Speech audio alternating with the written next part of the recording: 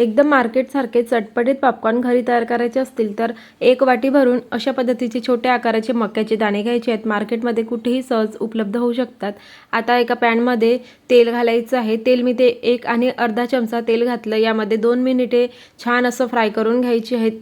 अगोदर तेलामध्ये मक्याच्या दाण्यांना शिजवून घ्यायचं 2 मिनिटापर्यंत आणि मग त्यानंतर यामध्ये आपण काही मसाले ॲड करूयात। त्यामध्ये चाट मसाला, मीठ, लाल तिखट आणि हळद पावडर घेतलेली होती ती यामध्ये घालायची आणि 30 सेकंदपर्यंत अशा पद्धतीने परतून घ्यायचं छान असं।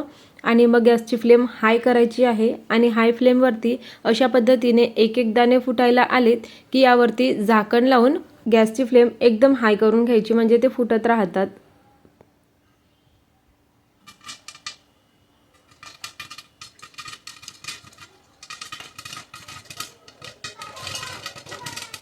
अगदी 3 मिनिटांमध्ये कुकर भरून छान असे पॉपकॉर्न तयार होतात। घरच्या घरी मार्केटपेक्षाही टेस्टी, कमीत कमी खर्चामध्ये कुकर भरून पॉपकॉर्न रेडी। व्हिडिओ आवडल्यास लाईक, शेअर, सबस्क्राईब करा। थँक्यू।